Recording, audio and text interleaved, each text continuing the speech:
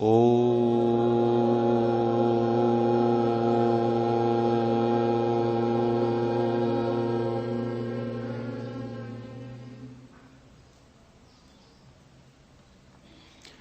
धर्म प्रेमी सज्जनों, शुक्र नीति 13वां दिन। आचार्य शुक्र राजा के विशेष गुणों का वर्णन कर रहे हैं। राजा को किस प्रकार का होना चाहिए। क्षमते यो अपराधम स शक्तः सुदमने क्षमी, क्षमया तो विना भूपो न भात्य खिल सद्गुणैः। कहा कि जो समर्थ होकर के भी अपराधों को क्षमा कर देता है, ऐसा राजा ही प्रजा का सुशासन करने में सक्षम होता है। समर्थ होते हुए भी क्षमा करना ये बड़ी बात है। और यहां प्रजा के क्षमा करने की बात कही है। प्रजा का तात्पर्य है जिसको राजा अपने संतान के तुल्य मानता है, वह अपराधी, देशद्रोही, जो समाज के कंटक हैं, उनको क्षमा करने की बात नहीं है। और यदि हम धर्म के 10 लक्षणों में से धृति, क्षमा, दूसरा ही जो लक्षण दिया है वह क्षमा धर्म हो जाती है। कौन सी? जो व्यक्तिगत किसी ने किसी का अपमान किया है, हानि की है, उस व्यक्तिगत अपमान अथवा हानि को सहन करना ये क्षमा कहलाता है। तो इसी प्रकार की बात यहां भी कही जा रही है। कहा है क्षमा के बिना राजा सभी गुणों से युक्त होने पर भी सुशोभित नहीं होता। माने चाहे कितने सारे गुण क्यों न हो, लेकिन क्षमा रूपी गुण राजा में नहीं है तो वह राजा विशेष शोभा को प्राप्त नहीं होता है। बहुत सारे इस प्रकार के राजा होते रहे हैं कि किसी ने यदि उनका व्यक्तिगत कोई अपमान कर दिया या हानि कर दी तो वे राजा तत्काल उनको दंड देने के लिए तैयार, इसको फांसी चढ़ा दो, इसको मृत्यु दंड दे दिया जाए। इस प्रकार के कहानियां, इतिहास हम सुनते हैं। लेकिन आचार्य शुक्र कहते हैं कि राजा वही शोभा पाता है जो क्षमा करना जानता है। कुछ अपराध हो भी गया तो वहां विचार करता है कि इसने अपराध क्यों किया। वहां अपने पर केंद्रित होगा कि मेरी गलती थी या नहीं थी, मेरे अंदर इसने कोई दोष देखा और वो वास्तव में दोष है या नहीं है, आदि आदि। तो क्षमा बहुत बड़ी चीज होती है। क्षमा शोभती उस भुजंग जिसके कंठ गरल। कहते हैं कि क्षमा भी उसी सर्प को शोभा देती है जिसके गले में जहर हो, गरल, विष हो। बिना विषधारी ऐसे ही कहे कि हमने तुम्हें क्षमा किया, अर्थात जो समर्थ व्यक्ति होता है वो क्षमा करता है, तब अच्छा लगता है। आगे और कहते हैं स्वान दुर्गुणान परित्यज्य ही अतिवादांस्तितिक्षते दानैः मानैश्च सत्कारैः स्वप्रजारंजकः सदा दान्तः शूरश्च शस्त्रास्त्र कुशलो अरिनिषूदनः अस्वतंत्रश्च मेधावी ज्ञान विज्ञान संयुक्तः नीच हीनो दीर्घदर्शी वृद्ध सेवी सुनीति युक्त गुणी जुष्टस्तु यो राजा स विज्ञेयो देवता अंशकः। 3 श्लोक लगातार आचार्य शुक्र ने दिए। कहे कहा कि जो राजा अपने दुर्गुणों को छोड़कर निंदा का सहन करने वाला है, उस राजा को अच्छा कहा है। जो मुखिया होता है, चाहे घर का मुखिया हो, चाहे समाज का मुखिया हो, चाहे राज्य का मुखिया हो, या चाहे देश का मुखिया हो, वह अपने गुणों को, दुर्गुणों को छोड़ करके निंदा को सहन कर लेता है। ये बड़ी बात होती है। निंदा सबसे सहन नहीं की जाती। कोई किसी के विषय में दो बुरी बात कह देवे, तुरंत उसको डांटने के लिए, मारने के लिए तैयार व्यक्ति हो जाता है। निंदा सहन करना ये बहुत बड़ा गुण होता है, सामान्य बात नहीं होती है। और जो जितने बड़े पद पर बैठा हुआ होता है, उसको तो ये विशेष रूप से धारण कर लेना चाहिए कि वह निंदा को सहन करने में समर्थ होता चला जाए। दुनिया पता नहीं क्या क्या बोलती है, किस किस के विषय में बोलती है, और जो कोई थोड़ा सा ऊपर उठने लगता है तो उसकी टांग खींचने के लिए तो ज्यादा ही लोग तैयार रहते हैं, उनकी निंदा करने में तैयार रहते हैं। जो निम्न कोटि के लोग होते हैं, वे बढ़ते हुए को सहारा कम देते हैं, अपितु उसकी टांग ज्यादा खींचते हैं, उसको निराश ज्यादा करेंगे, हताश ज्यादा करेंगे, नकारात्मक बातें ज्यादा करेंगे। उससे उनकी बुद्धि के स्तर का पता लगता है कि किस स्तर पर ये जी रहे होते हैं। कहते हैं कि एक मछुआरा मछली पकड़ करके लाता था रोजाना नदी से, और जब मछली पकड़ करके टोकरे में भर करके लाता था तो कपड़ा उसके ऊपर होता था, टोकरे पर कपड़ा होता। कहते हैं कि एक दिन जब मछुआरा नदी से लौट करके आ रहा था, सिर के ऊपर उसके टोकरा था, लेकिन टोकरे पर कपड़ा नहीं था। देखने वाले लोगों ने पूछ लिया कि भाई, रोजाना तो तेरे टोकरे के ऊपर कपड़ा ढका होता था, आज कपड़ा नहीं ढका है।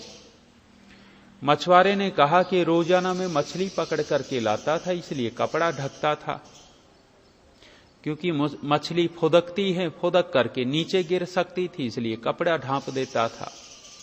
भाई, आज मछली नहीं पकड़ करके लाए ना, क्या लेकर के आए? कहने लग गया, केकड़े पकड़ करके लाया हूं आज।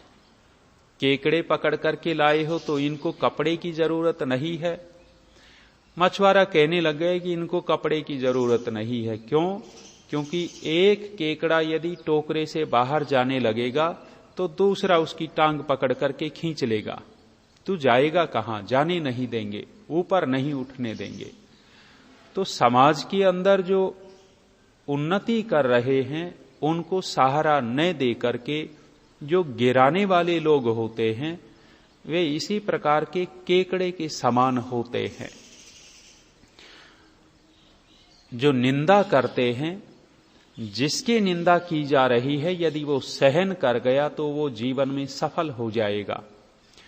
और निंदा को यदि सहन नहीं कर पाया, उद्विग्न हो जाता है, प्रतिकार करता है, बदला लेने के लिए सोचता है, ऐसा व्यक्ति सफल नहीं हो पाता है। तो राजा के लिए कहा है कि दुर्गुणों को छोड़ करके निंदा को सहन करने वाला हो, और कहते हैं दान, मान और सत्कार से अपनी प्रजा को संतुष्ट और प्रसन्न रखने वाला हो। जो उसकी प्रजा है उसको दान देता रहे, बीच बीच उनका सहयोग करता रहे, विशेष पदार्थों से, विशेष सुविधाओं से उनको देता रहे। दान। प्रसन्नता कब होती है? मिलने के बाद प्रसन्नता होती है स्वाभाविक। चाहे कम कीमती चीज हो, लेकिन फ्री में मिलती है, निःशुल्क मिलती है, पाकर के व्यक्ति अपने आप को अच्छा महसूस करता है। तो कहा है कि राजा अपनी प्रजा को दान करता रहे, बीच बीच उनको कुछ न कुछ देता रहे, प्रजा प्रसन्न रहेगी। और केवल दान से नहीं, दूसरा कहा मान, मान देवे। मान का तात्पर्य है सम्मान, और सम्मान का तात्पर्य है कि जो योग्य लोग होते हैं उन योग्य लोगों को पुरस्कृत करता रहे। जहां योग्यों को पुरस्कार मिलता है और अयोग्यों को तिरस्कार मिलता है, वहां उन्नति प्रगति होती है। वो राज्य, वो देश, वो समाज बढ़ता चला जाता है।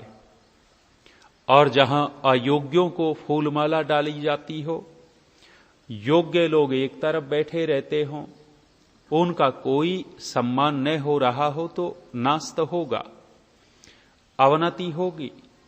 वर्तमान में आज के समाज में ये बहुत देखा जाता है। अयोग्य व्यक्ति को साष्टांग प्रणाम, अयोग्य व्यक्ति के गले में फूल मालाएं, अयोग्य व्यक्ति के लिए बहुत सारी तैयारियां। अभी हम पिछले दिनों आगरा में गए हुए थे। एक नेता पने में तो घूमते ही हैं नेता लोग, योग्यता कुछ नहीं, और उस नेताजी के लिए लगभग 100 मालाएं मंगवा रखी हैं, गर्दन को ढक दिया है मालाओं से, और नेता भी फूला नहीं समा रहा कि तेरे से बढ़िया कौन। फूल मालाएं जब डलती हैं गले के अंदर, व्यक्ति अपने आप को महसूस करता है कि तू ही है, लेकिन ये नहीं पता कि ये तेरे को फूलमालाएं डाल रहे हैं। बहुत सारे लोग स्वार्थ के कारण डालते हैं कि माला डाल दे, 5 रुपए की क्या लगता है, तेरे काम बन जाएंगे। कई सारे लोग डर के कारण डाल देते हैं कि भले आदमी को माला नहीं डाली तो नुकसान न करवा दे, आदि आदि। तो यहां कहा है सम्मान देता रहे, सम्मानित करता रहे। जो खिलाड़ी विशेष होते हैं, जो लेखक विशेष होते हैं, जो समाज के कार्यकर्ता होते हैं, अनेक प्रकार के लोग देश में रहते हैं, उनकी योग्यता के अनुसार उनको सम्मान दिया जाए तो प्रजा प्रसन्न रहेगी। दूसरा कहा सत्कार। सत्कार का तात्पर्य है कभी उनका तिरस्कार नहीं किया जाए। जब पास में आए तो मधुर वाणी से बोले, उनको उनका हालचाल पूछे, आदि आदि। तो ये सत्कार जब मिलता है व्यक्ति को तो प्रसन्नता होती है। घर में कुत्ता आ जाए और उस कुत्ते को घर का मालिक धमकाए तो उसको सम्मान नहीं मिला, कुत्ते को भी पता लगता है तेरी बेइज्जती हो गई, निकल ले यहां से। कुत्ता जैसा प्राणी भी मान सम्मान को समझता है, और उस कुत्ते को जब मालिक अच्छे से बोलता है, उसके नाम रख दिए जाते हैं, प्रेम से उसको बुलाता है, तो वो भी समझता है तेरा सम्मान हो रहा है, और पूंछ हिला करके उसके पैर चाटने लगता है, इतना प्रसन्न हो जाता है। तो मनुष्य के ऊपर तो प्रभाव पड़ेगा ही। मनुष्य एक दूसरे मनुष्य का सत्कार करे, इससे प्रसन्नता होती है। तो राजा के लिए कहा है कि राजा दान दे करके, सम्मान दे करके, सत्कार दे करके अपनी प्रजा को संतुष्ट रखे और प्रसन्न रखे। राजा के लिए और विशेषता कही है, क्या करे? जितेंद्रिय, इंद्रियों का निग्रह करे, लंपट राजा न बने। बहुत सारे राजा लंपटपने में ही अपने राज्य को खो बैठे। एक एक ये जो नवाबी करते रहे हैं, नवाब है, बादशाह है, उनके वहां कितनी महिलाएं रखी जाती थी, कितनी महिलाएं रखते थे ये लोग। ये लंपट थे। राजा लंपट नहीं होता, राजा जितेंद्रिय होता है। मर्यादा पुरुषोत्तम श्री रामचंद्र जी राजा थे, राजा होते हुए जितेंद्रिय हैं, वेद की मर्यादा का पालन करते हैं। एक पत्नी, बहु विवाह नहीं था रामचंद्र जी का। लोग कहते हैं कि उनके पिताजी ने तो 3-3 शादियां कर रखी थी, 3-3 पत्नियां थी। 3 पत्नियां थी तो उसको हम आदर्श रूप में नहीं देख रहे, आदर्श के रूप में देखते हैं तो राम को ही देखते हैं। ऐसे ही युधिष्ठिर आदि आदर्श राजा थे, जितेंद्रिय थे। जो जितेंद्रिय होता है वो राजा विशेष होता है। और कहा है सूरवीर, राजा शूरवीर हो, भीरू न हो, डरपोक न हो। कोई देश के ऊपर विपत्ति आई और छिप गए, बहाने बनाने लग गए। जैसे ही कुछ होता है राजा सैनिकों के बीच में चला जाए और बीच में जाकर के राजा उन सैनिकों का उत्साह बढ़ाए। बहुत बार इस तरह की भारत देश में घटनाएं हुई कि हमारे देश के प्रधानमंत्री सैनिकों के बीच में गए। कारगिल का युद्ध हुआ, उस समय के तात्कालिक जो प्रधानमंत्री थे अटल बिहारी वाजपेयी थे, उनके बीच में जाकर के हौसला दे रहे। लोगों ने कहा था आतंकवादी आसपास हैं, खतरा है, लेकिन उत्साह देना होता है सेना को, सूरवीरता होती है ये। इसी प्रकार के जो अन्य राजा हुए हैं सूरवीर हों। आगे कहा है राजा को शस्त्र अस्त्र चलाने में दक्षता हासिल होनी चाहिए। आज वर्तमान में तो हमें नहीं लगता जो राजा बने हुए हैं वे अस्त्र शस्त्र चलाने में निपुण हों। थोड़ा मोड़ा हो सकता है कुछ चला लेवे, लेकिन राजा जो पहले का होता था वो हर प्रकार के अस्त्र शस्त्र चलाने में सुदक्ष होता था। और शत्रुओं का नाशक हो राजा, शत्रुओं को विनाश करने में, देश के कंटकों को हटाने में उसकी नीतियां काम करती हों। शत्रु जो देश के अंदर छिपे बैठे हैं उनको निकालना जानता हो, उनको पहचान करके उनको नष्ट करना जानता हो, राजा का विशेष गुण। और कहा है स्वेच्छाचार से रहित, मैं तो राजा हो गया कुछ भी करूंगा, ऐसा नहीं होना चाहिए। धारणावती बुद्धि से संपन्न बुद्धि राजा की ऐसी हो कि बहुत तेज, और 20 साल बाद कोई निर्णय लिया था, बातचीत की थी, किन्हीं के साथ बैठे थे, वो सारी बातें उनके दिमाग में रहनी चाहिए। धारणावती बुद्धि से संपन्न हो। यहां तो नेता लोग पढ़ पढ़ करके भाषण देते हैं, बिना कागज के भाषण ही नहीं दे सकते। ये धारणावती बुद्धि नहीं है। और ऐसे भी हमारे यहां के नेता आंकड़े कुछ लिखे हुए हैं, बोलता कुछ है। माने ऐसे ऐसे असंभव आंकड़े बोल दिए जाते हैं कि जिनका कोई सिर पैर ही नहीं होता। फिर चुटकुले ही बनेंगे ऐसे लोगों के भाषण के, और बनेंगे क्या? जब चुटकुले बन करके आते हैं तो उनको दर्द भी होता है। तो धारणावती बुद्धि से संपन्न होना चाहिए। अभी स्वामी सुमेधानंद जी एक बात कह रहे थे। एक नेताजी जो जिनको बुद्धि में जिस तरह से देश के लोग देखते हैं कि इसकी बुद्धि कैसी है, कह रहे थे ये तो अपने परिवार के कारण इतनी पूजा पा रहा है, इज्जत है, अन्यथा इस परिवार में पैदा नहीं हुआ होता तो इसको भेड़ चराने के लिए भी नहीं रखता कोई। इस तरह की बुद्धि वाला आदमी देश कैसे चला देगा? कहा है ज्ञान और विज्ञान से युक्त हो, राजा अपनी सारी जानकारी देश की रखता हो, विज्ञान से संपन्न हो, दुष्ट गुणों अथवा नीच जनों से की संगति से रहित हो, बुरे लोगों के पास न बैठे, जो अच्छे मंत्री हैं, अच्छे सलाहकार हैं, उन्हीं की सलाह लेवे, उन्हीं के पास बैठे। महाभारत में धृतराष्ट्र के पास एक कनक शास्त्री नाम का व्यक्ति था, वो उसका सलाहकार था। और सलाहकार था तो गलत सलाहकार था, गलत सलाह के कारण धृतराष्ट्र का नाश हो गया। अच्छे लोगों के पास बैठेंगे। दुर्योधन का सलाहकार शकुनी जैसा था, दुष्ट था। जब गलत सलाहकार है, गलत लोगों के पास बैठेंगे तो नाश तो अपने आप होगा ही होगा। तो कहा है कि राजा ऐसे लोगों की संगति न करे, दूरदर्शी हो, आगे की सोच करके चले। हमारे यहां सड़कें बनती हैं कितने दिन, 5 साल बाद फिर चौड़ी करनी पड़ती हैं, 10 साल बाद फिर चौड़ी करनी पड़ती हैं। विदेशों में जो सड़कें बनती हैं वो 200 साल आगे तक का सोच करके चलते हैं। इस तरह के काम करेंगे कि 200 साल तक वो काम आगे तक देखना न पड़े, और यहां 4-5 साल के बाद फिर नए नए।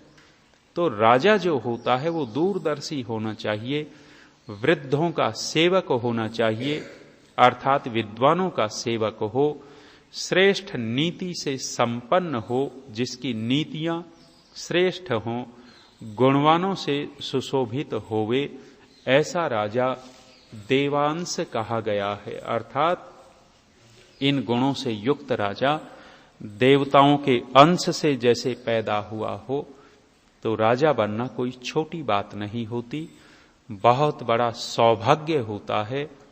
बड़े पुण्य जिसके होते हैं वही राजा बनता है, सामान्य व्यक्ति राजा नहीं बनता। और राजा होकर के इन गुणों से संपन्न हो। आज इतना ही।